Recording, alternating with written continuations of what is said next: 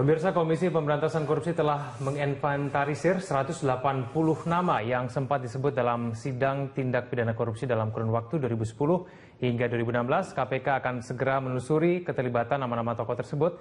Lembaga anti korupsi itu juga sudah mengevaluasi apakah nama-nama yang sempat disebut di Pengadilan Tipikor itu akan diproses sendiri oleh KPK atau akan dilimpahkan ke penegak hukum lainnya. Lalu siapa saja yang menjadi target KPK dari 180 nama yang diduga terkait dengan kasus korupsi itu? Apakah KPK akan berani memanggil dan memproses jika ada nama besar yang kebetulan menjadi bagian dari penguasa? Bersama saya Kevin Egan, inilah Prime Time Talk yang bertajuk KPK Incar 180 Nama. Akan membahasnya bersama dengan para narasumber. Telah hadir di studio kami, Koordinator Divisi Monitoring Hukum dan Peradilan ICW, Emerson Yunto. Bung Emerson, selamat sore. Sore, Mas. Dan dari gedung KPK telah bergabung juga bersama kami juru bicara KPK, Febri Diansyah. Bung Febri, selamat sore. Selamat sore, Mas. Selamat sore, Mas Eson. Nama-nama besar ini diantaranya 180 nama yang akan disebut kembali oleh KPK. Bung Febri.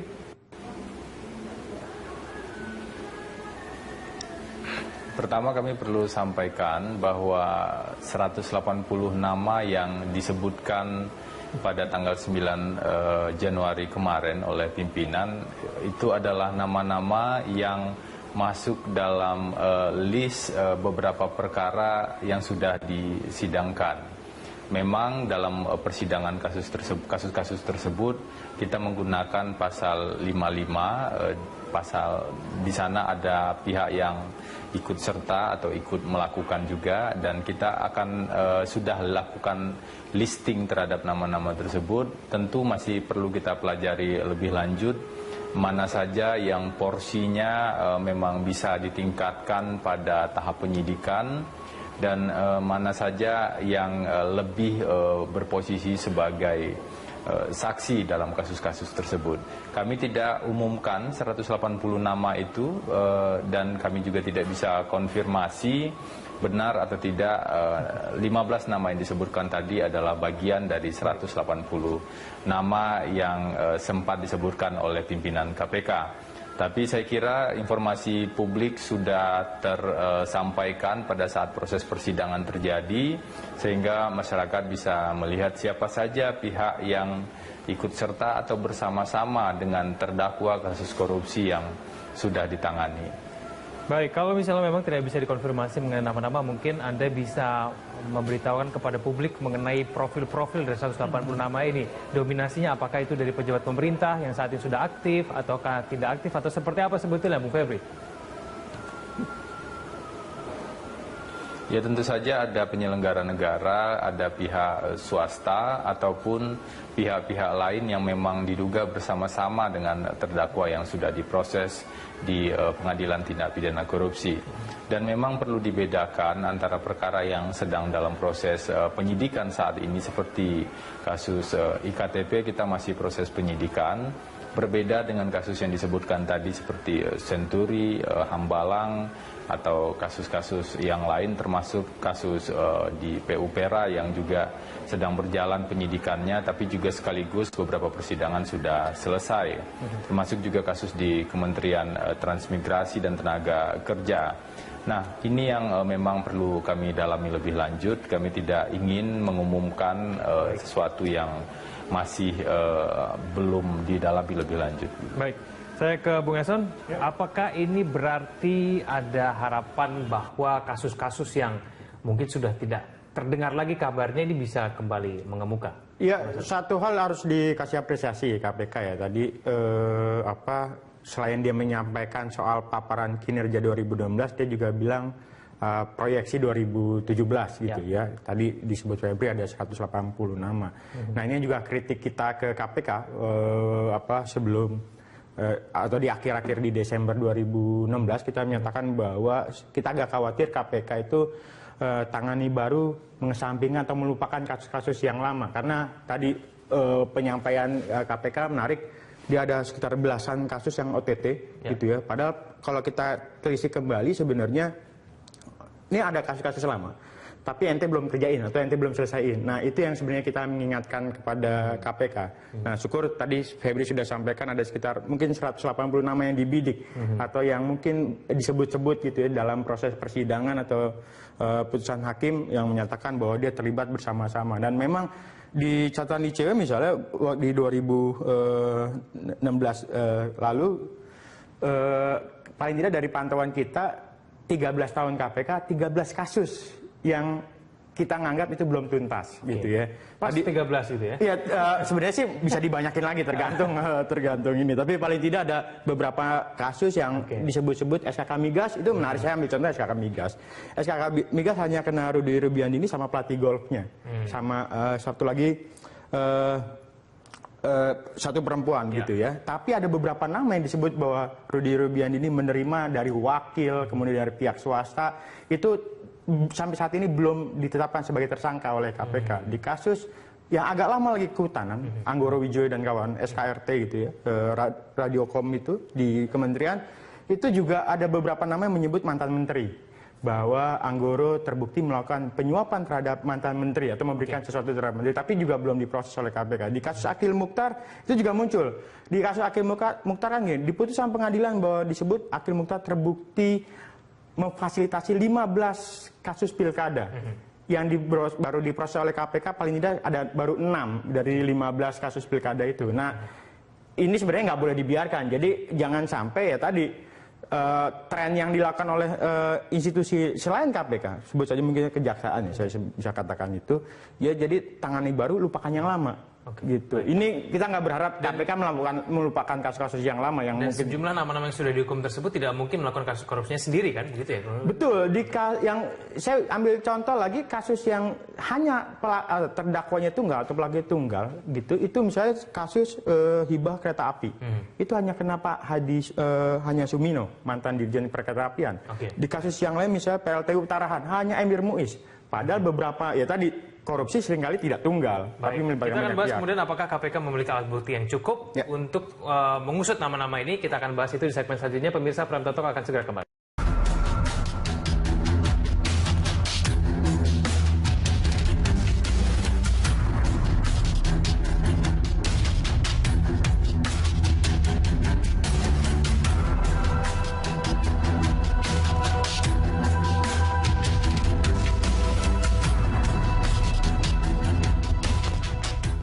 Pemirsa, kembali lagi bersama kami di Prime Time Talk. Saya akan kembali kepada Bung Febri di KPK. Bung Febri, saya ingin tahu dari 180 nama ini sebetulnya asal nama-nama ini dari mana? Apakah hanya dari penyebutan nama di sidang tipikor saja, ataukah memang nama-nama ini sudah paling tidak ada pengolahan di KPK sehingga betul-betul ada dugaan bahwa memang nama-nama ini betul-betul terlibat dalam dugaan korupsi? Bung Febri. Jadi dalam proses mulai proses awal ketika penetapan tersangka di tingkat penyidikan sampai dengan dakwaan, kita akan menggunakan pasal-pasal di Undang-Undang Pemberantasan Tindak Pidana Korupsi. Selain itu ada yang menggunakan juga pasal-pasal penyertaan, yaitu pasal 55. Nah, itu dengan pemahaman bahwa sebuah tindak pidana korupsi dilakukan tidak hanya oleh satu orang saja atau dilakukan oleh beberapa orang yang bekerja sama. Di sana penuntut umum akan menyebutkan nama-nama pihak tersebut dan perannya apa saja. Nah, itulah yang kemudian kita list, kita masukkan di dalam daftar. Tadi benar apa yang disampaikan bahwa KPK harus dilihat sebagai sebuah lembaga, bukan hanya sebagai dilihat dalam kapasitas orang-orang yang terpilih misalnya sebagai pemimpin, sebagai pimpinan KPK atau jabatan-jabatan yang lain. Karena itu penanganan kasus-kasus di tahun-tahun sebelumnya tetaplah kami pandang sebagai PR yang harus dikerjakan oleh KPK. Itu yang kemarin ditegaskan oleh pimpinan KPK, termasuk Pak Ketua juga, bahwa kami masih punya tanggung jawab untuk menuntaskan perkara yang lainnya. Salah satu proses penuntasan yang juga kita lakukan untuk perkara yang terkait dengan perkara sebelumnya adalah kemarin kami melakukan pelimpahan tahap kedua, artinya akan semakin dekat untuk proses pelimpahan ke pengadilan terhadap mantan Menteri Kesehatan. Kasus ini berawal dari dulu kasus yang ditangani oleh kepolisian, kemudian dilakukan pengambil alihan sekitar tahun 2014 dan 2015. Kemudian kita kembangkan dan akhirnya ada 2 sprindik untuk mantan Menteri Kesehatan ini. Itu adalah salah satu contoh kita masih menindaklanjuti kasus-kasus yang lama. Dan tentu saja ada banyak kasus lagi yang juga sedang proses pematangan KPK. Baik Bu Febri, kalau misalnya memang sebetulnya nama-nama ini sudah ada di KPK sejak lama begitu, sebetulnya kendala KPK untuk mengusut tuntas dalam sebuah kasus korupsi, mungkin sudah kita sempat bahas tadi dengan Bung Eson bahwa tidak mungkin kasus korupsi dilakukan sendirian begitu ya, ada beberapa nama. Ini kesulitan apa kemudian yang terjadi pada KPK sehingga tidak mampu mengusut orang-orang ini? Pengusutan masih terus berjalan, namun memang ada penanganan perkara yang terlihat lebih cepat dibanding yang lainnya, terutama ketika kita melakukan operasi tangkap tangan. Operasi tangkap tangan memang kita punya waktu, misalnya menetapkan status tersangka itu paling lama 24 jam. Itu bisa dilihat dan langsung diupdate oleh publik. Kemudian dilakukan penahanan, ada batas waktu masa penahanan. Untuk pemberi misalnya batas waktu masa penahanan adalah 20 ditambah 40 hari. Sehingga ketika publik melihat penanganan kasus operasi tangkap tangan ini, ketika dibandingkan dengan kasus-kasus yang lain yang dalam proses pengembangan, tentu saja ada gap yang terlihat di sana. Padahal karakter perkara dalam kasus operasi tangkap tangan dengan perkara yang dibangun melalui pengembangan atau case building, apalagi yang menggunakan unsur kerugian keuangan negara, itu karakter yang berbeda. Yang ingin kami sampaikan adalah persoalan lambat atau tidaknya atau belum diprosesnya pihak-pihak tertentu semata adalah persoalan kecukupan bukti dan proses pencarian bukti itu sendiri. Kami akan tangani ini satu persatu, meskipun memang kami akui ada keterbatasan juga sumber daya manusia di KPK untuk penanganan perkara-perkara tersebut. Karena itulah di tahun 2017 salah satu concern dari KPK adalah melakukan penguatan terhadap sumber daya manusia khususnya di bidang penindakan. Oke, baik. Saya ke Bung Eson.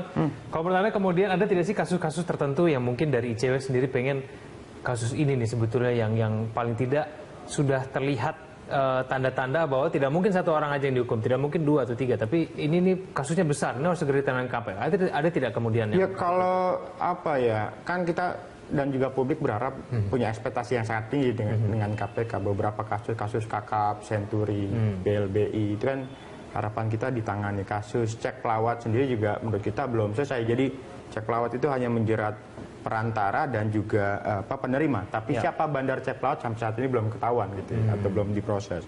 Di luar tadi beberapa kasus yang mungkin di luar, saya tidak tahu apakah 180 bagian atau tidak, misalnya kasus Hambalang itu ada tersangka yang sudah setahun tetapkan sebagai tersangka tapi juga belum ditahan sampai saat ini. Jadi sebenarnya PR buat KPK banyak betul gitu ya. Jadi di luar aspek penindakan juga tantangan terdepan adalah soal pembenahan di struktur SDM sendiri gitu. Nah, tadi katakan Febri ada kendala yang dialami oleh KPK. Saya bisa memahami bahwa laporan masyarakat yang masuk KPK kan jumlahnya puluhan ribu, ribuan sampai puluhan ribu.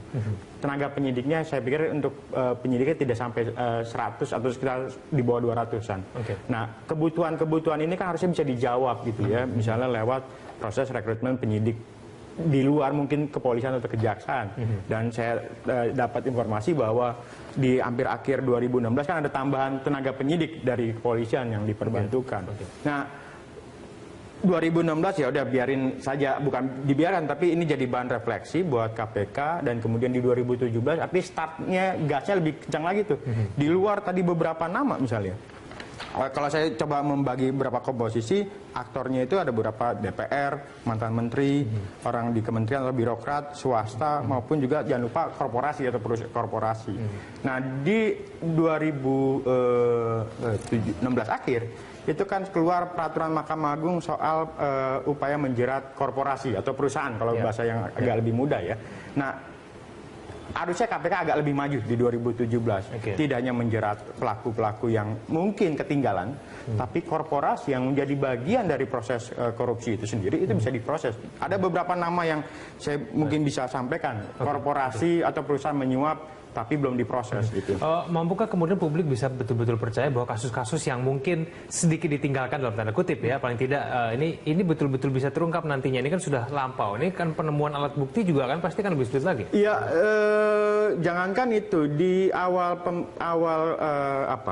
bekerjanya KPK jilid keempat, pimpinan yang sekarang yang 5 ini publik meragukan, bahkan ICW pun juga awalnya meragukan, tapi lambat laun kita melihat loh memang ada plus ada minusnya, proses berjalan dan kemudian kita lihat memang ada keseriusan, walaupun ya di 2016 tadi kritik kita tadi ente nampaknya hanya mengejar kuantitas tapi melupakan kualitas karena kasus-kasus banyak kasus lama yang belum diproses. Tapi tadi sudah disampaikan oleh Febri dan penyampaian oleh KPK bahwa dia sendiri menargetkan 100 paling tidak 180 nama kasus-kasus lama gitu aja yang tertinggal gitu, yang itu juga penting untuk diselesaikan. Tapi Anda sepakat nggak kalau misalnya publik memang tampaknya melihat kalau ada OTT ini pasti follow up-nya lebih cepat dibandingkan dengan yang nama-nama ini? Nah, memang konsekuensinya begitu. Ketika ada proses OTT, sumber daya di KPK-nya kelihatannya akan banyak fokus di sini. Karena kalau nanganin lambat ya tadi nih prosesnya kan nggak mungkin OTT kemudian dilepas. Dalam sejarah KPK OTT itu ketika ditahan jarang sekali yang dilepas. Karena lewat waktu penahanan misalnya.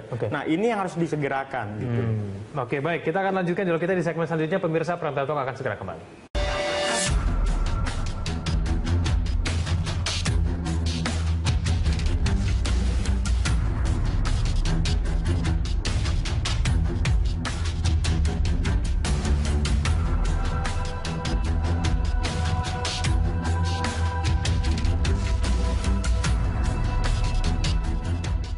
Ya, kembali di Prantau Talk, pemirsa, saya kembali ke Bung Febri di KPK. Bung Febri, lalu kalau misalnya memang KPK memiliki keterbatasan tenaga begitu untuk mengusut 180 nama ini, strategi ke depan oleh KPK ini akan dilakukan seperti apa? Mengingat publik sudah menunggu-nunggu dan bahkan mungkin menagih utang KPK ini. Ya, memang tentu saja harapan cukup banyak. Kami sadar sekali soal itu. Dan kami akan terus bekerja secara maksimal. Perlu kami informasikan bahwa saat ini ada sekitar 96 orang penyidik dan 80 penuntut umum.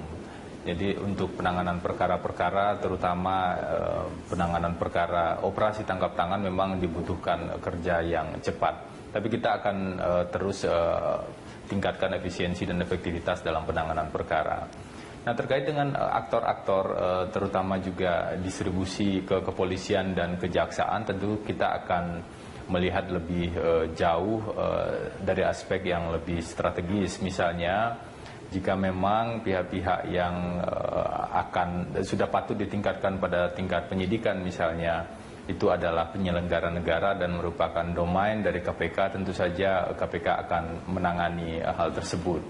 Meskipun memang dibutuhkan pemeriksaan-pemeriksaan yang lebih lanjut, dan selain itu ketika kita menggunakan pasal 2 atau pasal 3, salah satu hal yang membuat kita butuh waktu lebih adalah soal perhitungan kerugian keuangan negara. Tapi seharusnya ini sudah selesai kalau perkara tersebut sudah masuk ke persidangan dan sudah pernah dihitung baik oleh BPK ataupun oleh BPKP. Kami terus akan tangani perkara-perkara yang ada ini tentu saja. Di tahun 2017 kita berharap kita bisa lebih efektif.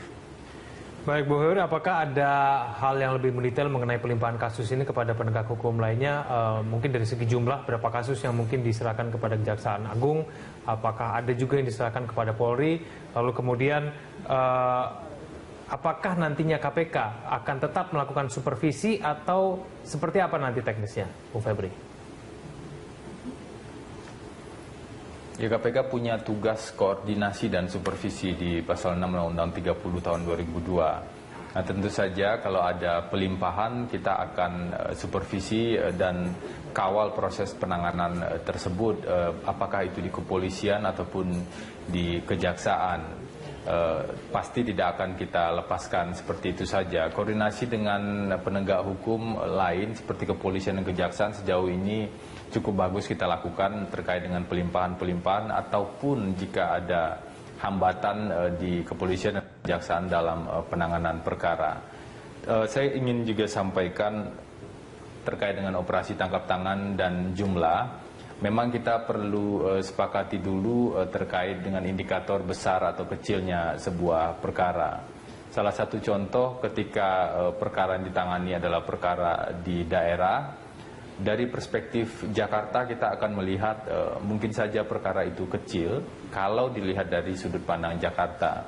Tapi dilihat dari perspektif korban di daerah, apalagi daerah-daerah yang setelah sekian lama didera oleh korupsi oleh kepala daerahnya, apalagi di daerah-daerah dengan dinasti politik yang sangat mencengkram, maka proses hukum yang dilakukan terhadap kepala daerah tersebut tentu efeknya bisa dirasakan langsung oleh masyarakat.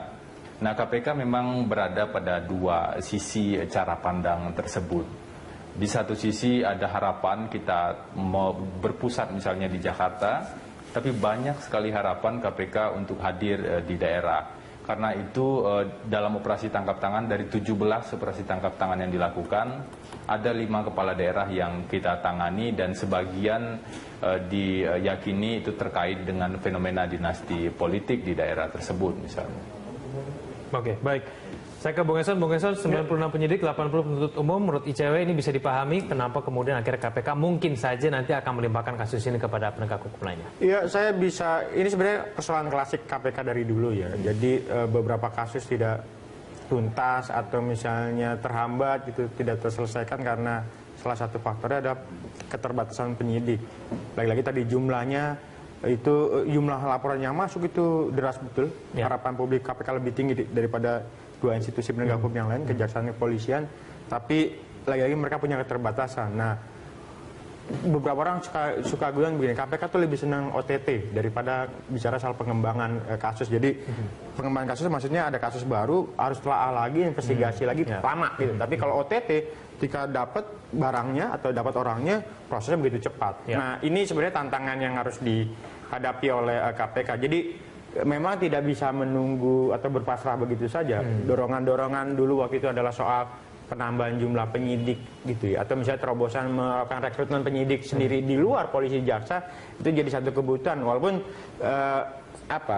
kayak diam-diam gitu KPK sebenarnya sudah rekrut penyidik sendiri dari tanda kutip di luar polisi dan jaksa. Tapi kebutuhannya nggak imbang. 96 menangani ratusan kasus, kok kayak satu kasus ditangani oleh satu orang menangani berapa kasus. Oke, gitu. Tapi kemudian lebih baik KPK terus menambah jumlah penyidik. Apakah memang urgensi untuk melimpahkan kasus ini 180 nama ini sudah sedemikian tinggi supaya harus cepat-cepat dilimpahkan supaya diusut? Ya, satu hal nggak boleh dilupakan kasus yang lama. Kemudian jangan biarkan koruptor itu melenggang keluar tanpa misalnya dia punya beban yang harusnya dipertanggungjawabkan. Nah, saya sendiri punya kepercayaan bahwa lagi-lagi KPK punya ketentuan tidak semua kasus bisa ditangani oleh KPK. Jadi dan KPK sebaiknya pilih-pilih nih bicara soal aktor. Ya, kalau aktornya aktor tanda kutip kakap dalam artian mungkin mantan menteri, politisi di DPR RI dan sebagainya, kasus itu harus ditangani KPK. Tapi kasus-kasus yang ikutan yang bersama-sama tadi yang disebut tadi bersama-sama itu sebaiknya dilihat lagi. Kalau kasusnya adalah aktor kecil di tingkat lokal, tidak ada salahnya untuk dilimpahkan. Sayang betul tenaga KPK untuk menangani kasus-kasus kecil. Gitu. Baik, saya akan menerima penelpon. Ada Pak Iskandar dari Maluku. Pak Iskandar, selamat malam. Selamat malam. Ya, mungkin Pak Iskandar punya tanggapan terkait dengan tema kita hari ini, Pak. Ya, tanggapan saya bahwa memang KPK kelihatan memang walaupun dengan alasan 96 penyidik itu kelihatan tebang pilih. Karena kelihatannya begini, ketika kita melakukan laporan dan melakukan supervisi, itu tidak ada tindak lanjut. Supervisi dari tahun 2006 sampai dengan 2012. Kami mengambil keputusan untuk tidak lagi kembali ke KPK karena sudah tidak percaya, karena KPK tidak mau ke daerah. Itu yang kami alami di daerah, terutama di Maluku Utara. Ada kasus yang anehnya itu sudah SP3 sampai 2 kali. Ini kan aneh. Kenapa KPK sampai diam begitu? Itu menjadi catatan kami bahwa kami sebagai lembaga di daerah, lembaga yang ngotot, itu sampai tidak mau lagi putus asa. Ngapain kami harus ke Jakarta, buang-buang energi, buang-buang stamina kita berteriak. Masyarakat kita sudah muak dengan ketidakpercayaan. Karena kita melihat bahwa KPK ada Bang Pilih. Pak Febri juga tahu mungkin Pak ini, kita juga sampai sudah ke ICW bahwa semua untuk memberikan dukungan. Tapi tidak ada dari tahun 2005, 2006 sampai saat ini. Kasus SP3 2 kali. Untuk itu kami pikir bahwa KPK jangan melihat bahwa nilainya berapa, tetapi ada itikad. Orang berubah pola pikir, itu yang paling penting. Baik, ada itikad baik untuk orang tidak melakukan. Baik, terima kasih. Ya. Kami sudah menerima poinnya Pak Iskandar. Terima kasih. Menelpon langsung dari Maluku. Saya langsung kepada Bung Febri di KPK. Bung Febri, ada sejumlah kasus mungkin yang dipertanyakan oleh publik. Contohnya dari tadi ada Pak Iskandar dari Maluku. Mungkin Anda ingin memberikan tanggapan. Silakan. Ya, di tahun 2016 ini sebenarnya kita melakukan 99 penyidikan ya, baik yang dari proses tahun sebelumnya ataupun yang baru saat ini. 99 ini termasuk 17 yang operasi tangkap tangan. Jadi tidak sepenuhnya benar kalau dikatakan KPK hanya melakukan operasi tangkap tangan. Jadi kita bisa bandingkan juga 99 penyidikan dengan 96 orang penyidik. Tapi kami tidak ingin gunakan itu sebagai excuse, kita akan bekerja terus. Terkait dengan korupsi di daerah, di tahun ini kita menangani sekitar 11 kepala daerah. Sebagian dari operasi tangkap tangan dari 5 orang dan sisanya dari pembangunan perkara sebenarnya.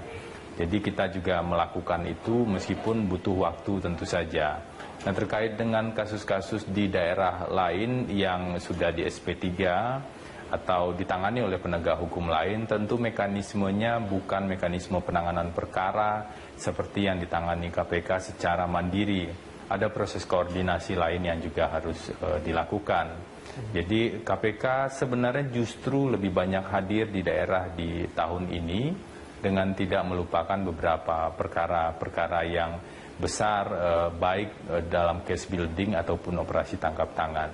Tapi kami terima kasih pada kritik tersebut. Kita akan melihat kembali laporan-laporan yang ada, terutama tentu saja yang memang memiliki bukti-bukti dan informasi-informasi awal yang cukup, tentu akan kita tindak lanjuti. Karena tim di KPK itu terbagi mulai dari tim di pengaduan masyarakat, di penyelidikan, di penyidikan, sampai dengan di tingkat penuntutan. Saya kira itu. Baik, kita akan lanjutkan dulu kita di segmen selanjutnya. Pemirsa, Pramda Talk akan segera kembali.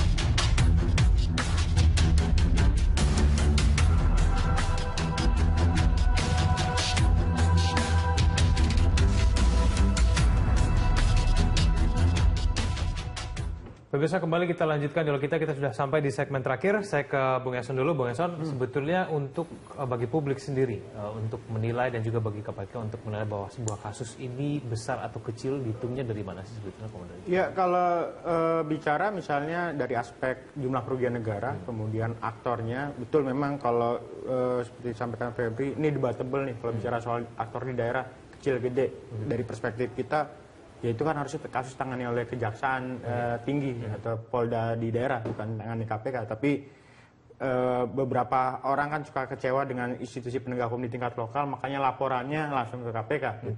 Nah, di luar itu ya apa ya, banyak lagi-lagi ekspektasi publik kepada KPK lebih tinggi daripada kejaksaan dan polisi. Kalau misalnya 180 nama nanti akhirnya kemudian dilimpahkan begitu ya kepada penegak hukum lainnya, mampukah kemudian publik percaya betul bahwa kasus-kasus ini akan betul-betul ditangani begitu dengan baik dan bahkan mungkin bisa menemukan bukti baru gitu? Ya, paling tidak begini, ketika kasus, saya yakin bahwa KPK nggak akan mungkin menangani 180 nama ini secara langsung. Ya. Ada proses pembagian, kayak pelimpahan beberapa kasus-kasus yang mungkin dilihat lagi soal kapasitas aktornya.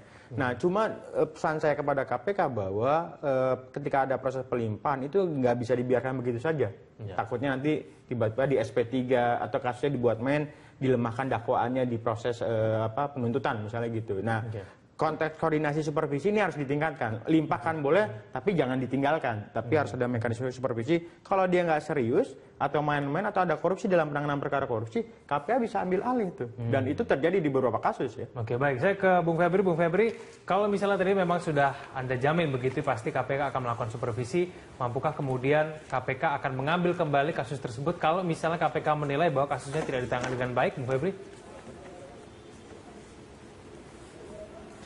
Pertama yang harus dilakukan oleh KPK di tahun ini tentu saja memilah dengan lebih detail dan spesifik 180 nama tersebut dari beberapa kasus, mana yang bukti-buktinya cukup kuat, level aktornya seperti apa, baru kemudian kita bisa klaster lagi apakah ini ditangani oleh KPK atau dilimpahkan ke penegak hukum lain, tentu saja dengan mekanisme koordinasi dan supervisi. Dan KPK punya kewenangan itu. Sejauh ini kami juga terus berkoordinasi dengan kepolisian dan kejaksaan. Dan dalam pelimpahan tersebut tentu saja tidak mungkin akan ditinggalkan. Namun ada satu isu krusial yang juga perlu kita perhatikan terkait dengan dukungan anggaran dan operasional tentu saja buat kepolisian dan kejaksaan. Apakah misalnya ketika sebuah perkara dilimpahkan, itu secara otomatis kemudian ada dukungan operasional dan anggaran di kepolisian dan kejaksaan. Itu juga menjadi isu krusial yang kami perhatikan tentu saja. Oke, baik. Sebelum kita menutup dialog, saya ke Bung Eson dulu. Mungkin harapan Anda terkait dengan pengusutan dari 180 nama ini akan seperti apa, supaya betul-betul publik yakin bahwa ini betul-betul akan diusut, dan kemudian alat bukti baru akan ditemukan, meskipun sudah lampau gitu, sudah begitu lama. Kuncinya adalah jangan sekedar bongkar tapi tuntas gitu. Jadi kan pengalaman-pengalaman sebelumnya beberapa kasus-kasus yang tangani KPK ya KPK bongkar tuh di kementerian, di institusi penegak hukum dan sebagainya, tapi tidak tuntas. Nah, tugas dari KPK di 2017 ini adalah menuntaskan kasus-kasus yang pernah dibongkar sebelumnya. Jadi jangan ada PR, jangan ada koruptor yang bebas melenggang begitu saja, walaupun sebenarnya bukti-bukti sudah cukup kuat. Oke, baik Bung Eson, terima kasih telah hadir sama kami di Prime Time Talk. Bang Febri, terima kasih telah bergabung sama kami melalui KPK. Terima kasih, selamat malam. Dan pemirsa, saat lagi Anda dapat menyimak Connect 360. Demikianlah Prime Time Talk kali ini. Anda dapat memberikan informasi dan saran kepada kami lewat email di redaksi @berita1.tv atau follow kami via Twitter, Facebook, dan YouTube, serta Instagram. Atas nama seluruh kabar kerja yang bertugas, saya Kevin Egam mengucapkan terima kasih atas perhatian Anda. Sampai jumpa.